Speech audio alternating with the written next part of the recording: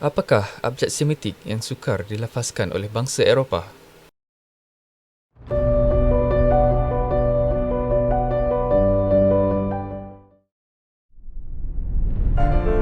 Adakah bahasa yang membezakan bangsa? Sejauh manakah simbol hieroglif digunakan sewaktu ketika dahulu? Persoalan ini bakal terjawab di dalam dokumentari kali ini. Bismillahirrahmanirrahim. Assalamualaikum warahmatullahi wabarakatuh. Bahasa kitab Taurat seperti yang saya bincangkan sebelum ini bukanlah bahasa Ibrani. Walaupun ramai di kalangan ahli-ahli sejarah barat terutamanya, mereka mengatakan ianya adalah bahasa Ibrani. Satu persoalan yang saya ingin kemukakan di sini, bagaimana pula kitab Taurat boleh berbahasa dalam bahasa Ibrani? Sedangkan Nabi Musa AS di zaman kecilnya bukan berada di semenanjung Tanah Arab. Beliau berasal daripada Bani Israel, yang mana kehidupan waktu kecilnya adalah di bumi Mesir. Dan kita perlu ingat bahawasanya pada ketika itu terdapat hubungan antarabangsa Mesir dengan Palestin, di mana kebanyakan askar-askar Mesir telah menggunakan kebanyakannya menggunakan kalimah-kalimah ataupun penggunaan bahasa Kanaan pada ketika itu, di mana dikenali sebagai Kiftiyu. Ini disebut oleh Profesor Donald B. Radford di dalam bukunya, hubungan antara Ancient Egypt dan Palestin dan serta Israel. Dan mengikut dalam catatan beliau ada menyebut bahawasanya banyak penggunaan alatan perang yang digunakan oleh askar Mesir banyak menggunakan istilah yang diambil daripada bahasa Kiftiyu ini. Dalam arti kata lain, bahasa Kiftiyu ini bahasa orang-orang Kanaan yang asal. Dan perlu diingat bahawasanya Palestin pada ketika itu merupakan satu pelabuhan yang sibuk, di mana pelabuhan tersebut menjadi satu tempat pertemuan pemikiran, pertemuan ahli-ahli perniagaan politik dan ekonomi untuk berhubung secara peringkat antara bangsa. Dan penggunaan bahasanya adalah bahasa Kiftiyu. Dan ada sebahagian daripada kerajaan-kerajaan yang di sebelah Eropah sana, bila datang ke Palestin, ke bumi, ke pelabuhan Byblos, mereka terpaksa belajar bahasa Palestin.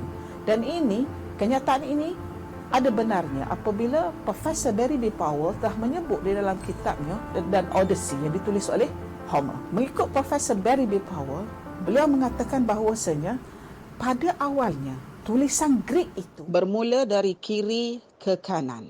Lama kemudian pihak Greek, ahli-ahli bijak pandai Greek, mengubahnya daripada kanan ke kiri. Sebab itu kita perhatikan bahawasanya perkataan-perkataan Greek itu ada kaitan dengan perkataan Arab. Sebagai contohnya, kalau dalam bahasa Greek dipanggil alfa, beta, gamma, itu adalah daripada alif.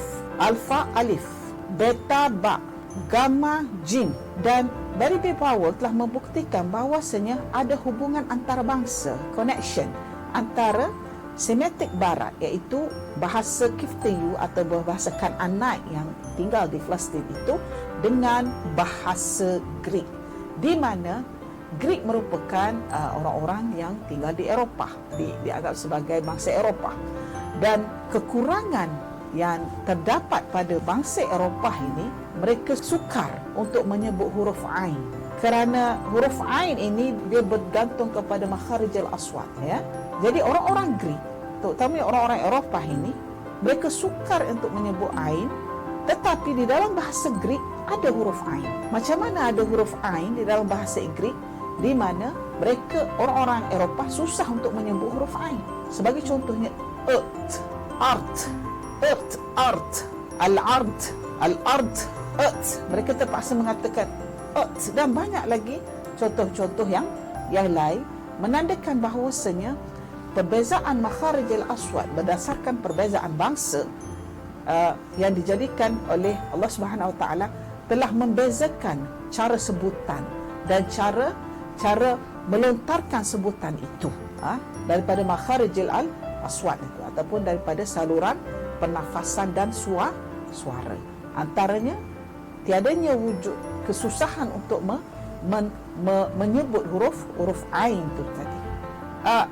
Apabila berlaku percampuran pemahaman ataupun pemikiran, ada berlaku kontak di antara bangsa-bangsa ini, maka bahasa Kiftiyu ini diguna pakai oleh kerajaan Mesir kerajaan kuno Mesir, dan sudah tentu ia menjadi satu penggunaan yang biasa bagi raja-raja Mesir pada ketika itu, ya, sebab kekuatan Mesir pada ketika itu ialah menguasai daerah-daerah yang lain, ya. Justru itu, apakah bahasa Nabi Musa alaihissalam, bahasanya ialah mesti berlahjahkan lahjah Kan'anite, tetapi bersimbolkan simbol hieroglif. Berlahjahkan lahjah Kan'anite atau Kiftiyu, tetapi bersimbolkan hieroglif. Apa yang maksudkan dengan hieroglif? Hieroglif ini merupakan satu bahasa yang ditulis dalam bentuk simbol bagi membuktikan bahawasanya penggunaan bahasa Mesir itu wujudnya simbol, di mana kalau bahasa Aramaik, bahasa Feniki, bahasa penulisan Feniki, Aramia dan Kan'an itu kurang digunakan berdasarkan simbol, tetapi hieroglif ini melebihkan simbol dalam bentuk gambaran. Adapun bahasa-bahasa Feniki, Aramaik dan Kan'an itu tadi simbol dalam bentuk tulisan, ya. Dan bagaimanakah dengan kedudukan bahasa hieroglif ini jika simbolnya adalah simbol lukisan, ya? Jika dilihat, simbol lukisan terdapat pada tulisan hieroglif ini bukan saja berlaku di Mesir, terdapat di Mesir, tetapi juga terdapat di Babylon. Sebahagian daripada tulisan yang tertulis di atas batu Kut Hammurabi itu sebahagian daripada simbol Mesmeriyah, simbol paku, tetapi ada juga lambang-lambang lukisan seperti burung, kaki manusia, tangan, menandakan ada pengaruh Babylon dengan Mesir pada ketika itu. Dan kita akan cuba meneroka apakah pengaruh yang terdapat di antara kedua-dua buah negara ini. Maklum bahawasanya kitab Taurat itu ditulis sesudah kewafatan Nabi Musa AS 700 tahun. Bermakna di dalam tahun ke-400 atau 300 sebelum Masihi baru bermula penulisan kitab tersebut. Dan penulisan kitab yang ditulis selepas kewafatan Nabi Musa AS 700 tahun adalah penulisan dalam bentuk mentafsir semula, bukannya penulisan dalam bentuk harfiah dan qat'i serta tepat apa yang terdapat di dalam kitab Taurat yang asal. Ini kerana perbezaan masa yang panjang, pertama. Yang kedua, penulis-penulis kitab Taurat yang menulis sekitar 400 atau 300 sebelum Masihi itu adalah pendeta-pendeta yang tidak pernah berjumpa dengan Nabi Musa alaihissalam. Bila tidak pernah berjumpa dengan orang yang memperkatakan kitab tersebut ataupun maklumat tersebut, sudah tentu penulisannya akan bertambah atau berkurang. Satu.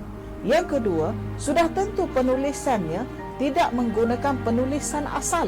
Ia hanya berdasarkan kepada cakap ajuk dan cakap pindah oleh individu lain yang wujud sebelum 400 sebelum hijrah itu.